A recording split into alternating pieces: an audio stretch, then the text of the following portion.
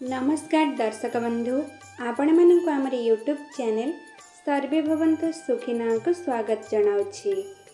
दर्शक बंधु एही वर्ष श्रावण मास केबे आरंभ हेउछि, एही वर्ष बोलबम केते पाळी पडुअछि एवं कौन रहिछि एहार नियम आसंतु जानिबा। दर्शक बंधु श्रावण मास आसुअछि जहा आपणकर जुलाई 22 तारिख रे प्रथम पाळी हेउछि। श्रावण मासर बोलबम पाळी जदि आपण माने बोलबम जाउछंती तेबे आपण माने महाभाग्यवान अटंती, काहेकि ना श्रावण मास हेउछि शिवंकर मास, महादेवंकर अत्यंत प्रिय मास। आउ एही श्रावण मासरे देवदेव महादेव पृथ्वी लोकरे परिभ्रमण करंती एवं तांकर भक्त मानकु आशीर्वाद प्रदान करंती। आउ जे माने बोलबम यात्रा करिथांती से माने महाभाग्यशाली होइथांती। आउ सेमानंकु सबु मनस्कामना महादेव निश्चय पूर्ण करंती। श्रावण मासरे जदि आपण जलाभिषेक करूचंती बा बोलबम यात्री जे माने अछंती मने रखंतु से माने आसंता जुलाई 22 तारिख रे प्रथम पाळी आपण बोलबम यात्रा करि परिबे। आ द्वितीय पाळी हेउछि जुलाई।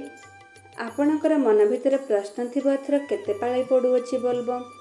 आम दर्शक बंधु जुलाई 22 तारिख रे प्रथम पाळी, द्वितीय पाळी जुलाई 29 तारिख, आउ तापरे तृतीय पाळी हेउछि 5 अगस्त, आउ चतुर्थ पाळी हेउछि 12 अगस्त।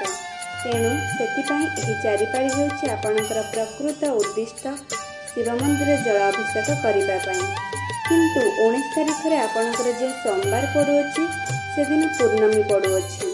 19 तारिख रे सोमवार पडुथिबारु अनेक लोकंक मनरे प्रश्न आसुथिबो कि एथर 5 पाळी पडुछि कि बोलबम, किंतु दर्शक बंधु पूर्णमी दिन जलाभिषेक करने कथा नुहे, कहीं देवदेव महादेव पूर्णमी दिन श्मशान रे महादेव समाधि रे थांती। तेबे सेथिपई जलाभिषेक प्रकृत पुण्यफल भक्त मानक मिली न थाए। तेबे दर्शक बंधु एही सब दिन जलाभिषेक करंतु एवं भगवान हर हर महादेव को प्रसन्न करंतु। आशा करुच्ची आपण मानक मोर एही वीडियोटी निश्चय पसंद आसीथिबो। पसंद आसीथिले आम चैनल को लाइक शेयर और सब्सक्राइब करिवे एवं कमेंट रे हर हर महादेव निश्चय लिखिवे। धन्यवाद।